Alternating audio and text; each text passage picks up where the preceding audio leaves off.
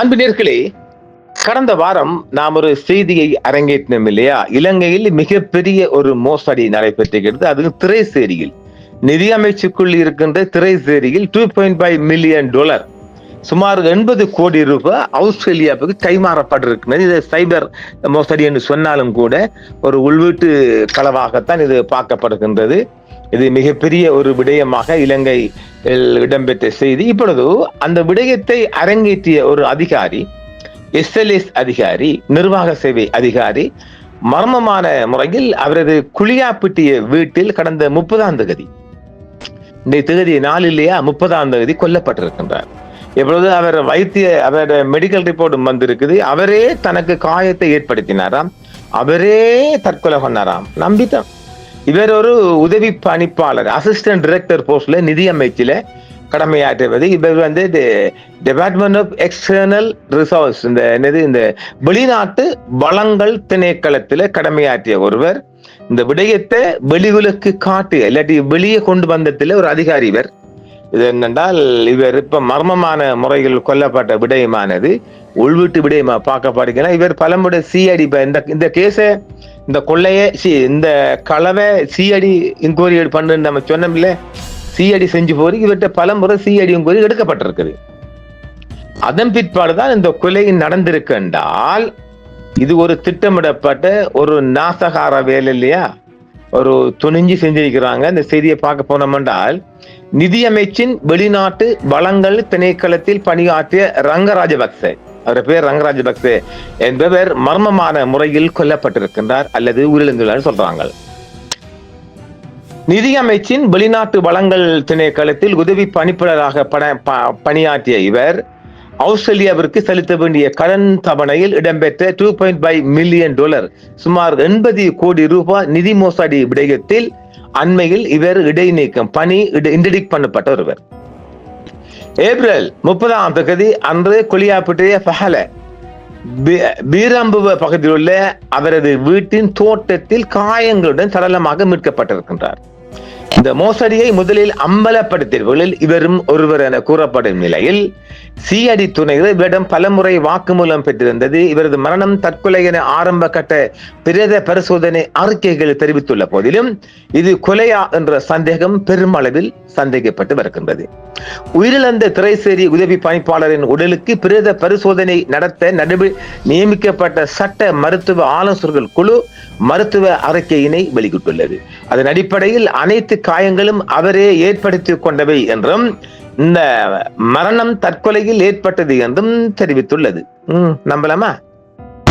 இதேவேளை திரைசேரி நிதி கொள்ளை விவகாரத்தில் உயிரை மாய்த்து கொண்டதாக சொல்லப்படும் ரங்கராஜபக்சவின் பிரேத பரிசோதனையை நடத்த 4 நீதித்துறை மருத்துவ ஆலோசகர்கள் கொண்ட குழுவும் அரசாங்கத்தை நியமிக்கப்பட்டிருக்காங்க. திரைசேரி நிதியை முறைகேடாக பயன்படுத்தியதாக கூறப்படும் குற்றச்சாட்டின் பேரில் இடைநீக்கம் செய்யப்பட்டிருந்த நிதியமைச்சின் வெளிநாட்டு வளங்கள் திணைக்களத்தின் உதவி பணிப்பாளர் ரங்கராஜபக்சவின் பிரேத பரிசோதனை நடத்துவதற்காக 4 நீதித்துறை மருத்துவ ஆலோசகர்கள் கொண்ட குழு கொண்டு நியமிக்கப்பட்டுள்ளதாக சுகாதார அமைச்சின் செயலாளர் தெரிவித்துள்ளார். சுகாதார அமைச்சின் செயலாளர் விசேட வைத்திய நிபுணர் அனில் ஜாசிங்க 4 சட்ட வைத்திய நிபுணர்களை கொண்ட விசேட குழு ஒன்றை நியமிக்க நடவடிக்கை எடுத்துள்ளதாகவும் தெரிவித்துள்ளார். இலங்கை திரைசேரியில் இடம்பெற்ற 80 கோடி ரூபாய் மோசடியை அம்பலப்படுத்திய அதிகாரி மரணம் சைபர் மோசடி என்று சொல்றாங்க இல்லையா? அதான் இது முதலாக கண்டுபிடித்த இந்த அதிகாரி தான் என்றும் சொல்லப்படுகிறது.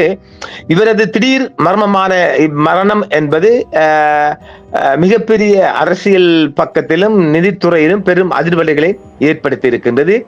வெளிநாட்டு வளங்கள் திணைக்களத்தில் உதவி பணிப்பாளராக பணியாற்றிய ரங்கராஜபக்ச ஆஸ்திரேலியாவுக்கு செலுத்த வேண்டிய 22.9 சொல்றாங்க கடன் தொகையில் 22.9 மில்லியன் கடன் தொகையில் $2.5 மில்லியன் மோசடியான முறையில் ஒரு மர்மமான வங்கி கணக்குக்கு திசை திருப்பப்பட்டதாக முதலில் கண்டறிந்தவர் இவர்தான். இது குறித்து குற்றவியல் புலனாய்வு திணைக்கள துணிச்சலாக இவர் கம்ப்ளைண்ட் பண்ணுகிறார். மீண்டும் இதை தாரம் பாருங்க, இவர் தான் இதை முன்னும் பிடிக்கிறார். அவரு துணிச்சலா உடனே அவரு அசிஸ்டன்ட் டைரக்டர் தான், அவருக்கு மேல டைரக்டர் இருக்கிறார், சீனியர் SLS. அதை சில வேளை டிஸ்கஸ் பண்ணிருக்கலாம். இதை உடனடியாக சிஐடியில இவர் உடனே போய் கம்ப்ளைண்ட் பண்ணது பிறகுதான் உலகத்துக்கு தெரிய வருது. இப்ப இவர் எப்படி தற்கொலை பண்ணுவாரு? Not a point your honour. அரச நிதி அமைப்பில் பாதுகாப்பு ஓட்டைகள், அரச நிதி அமைப்பில் உள்ள பாதுகாப்பு ஓட்டைகள் மற்றும் நிதி கையாடல் செய்யப்பட்ட விதம் குறித்த இரகசிய தகவல்களை ரங்கராஜபக்ச கொண்டிருந்தார். எனினும் விசாரணை வளையத்துக்குள் இருந்த திணைக்களத்தை சேர்ந்தவர் என்பதால் அவர் அண்மையில் பணி இடைநீக்கம் செய்யப்பட்டிருந்தார். அவருக்கு சம்பந்தமில்லாத செய்யறாங்க பாருங்க. இந்த நிலையில் அவர் திடீரென உயிரிழந்தமை இது தற்கொலையா இயற்கையான மரணமாண்டால் அது கிடையாது, தற்கொலை தான். தற்கொலை கிடையாது, செய்யப்பட்டிருக்கிறதா.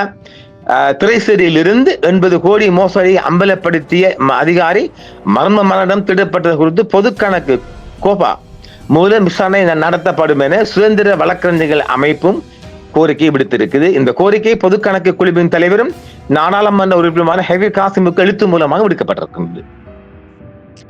இந்த சம்பவம் தொடர்பாக சபாநாயகரிடம் எழுத்துப்பூர்வமாக புகார் அளிக்கப்பட்டிருந்த போதிலும் இதுவரை எந்த பதிலும் வழங்கப்படவில்லை என்று சுதந்திர வழக்கறிஞர்கள் சங்கம் ஃப்ரீ லாயர்ஸ் அசோசியேஷன் உறுப்பினர் ரஞ்சித் கீர்த்தி தென்னகோன் தெரிவித்திருக்கிறார். பொது கணக்கு குழுவின் தலைவரும் நாடாளுமன்ற உறுப்பினருமான கபீர் காசிமுக்கு அந்த அமைப்பு அனுப்பிய கடிதத்தில் பின்வருமாறு கூறப்பட்டிருக்கின்றது. இந்த முறைப்பட தான் சொல்றாங்க, அதை தேவையில்லையே, இந்த விடயத்தை சொல்றாங்க. ஆனால் அவங்க இது விதமாக எந்த நடவடிக்கையும் எடுக்கவும் இல்லை. சபாநாயகர் இதை பத்தி ஒன்றும் சொல்லல என்றால் இதுக்குள்ள விடயம் இருக்கா இல்லையா? இதேவேளை இந்த சம்பவம் குறித்து நாடாளுமன்றத்தில் விவாதம் ஒன்று நடத்துவதற்கு கயந்தே கருணாதிலக் அவர்களால் கொண்டு வரப்பட்ட தீர்மானத்தையும் அரசாங்க கட்சி நிராகரித்திருக்கிறது. அரசாங்கத்துக்குள்ள நிறைய புதையில் இருக்குமா இல்லையா? அதுல பார்க்கலாம். இது பெரிய ஒரு மரணமா? முன்னம் இந்த கலவை கண்டுபிடிச்சு சிஐடியில முறைப்பாடு பண்ண ஒருத்தர் தற்கொலை பண்றதுக்கு வாய்ப்பே கிடையாது. மக்களே பார்க்கலாம், இதுக்குள் நிறைய மர்ம முடிச்சுகள் இருக்கின்றது. இதுவும் துப்பு துளக்கப்படுமா அல்லது மறைக்கப்படுமா தெரியலப்பா. பார்ப்போம் அடுத்த செய்தியிலும். என்றும் உங்களுடன் சன்ரைஸ் இந்தியா டிவி சப்ஸ்கிரைப் பண்ணுங்கள், பெல் பட்டனையும் கிளிக் செய்யுங்கள். உங்கள் ஆதரவே எங்கள் சேவை. ஆதரவு தாருங்கள், அரவணைப்போம். மறக்காம சர்ப்ரைஸ் பண்ணுங்க. தேங்க்யூ.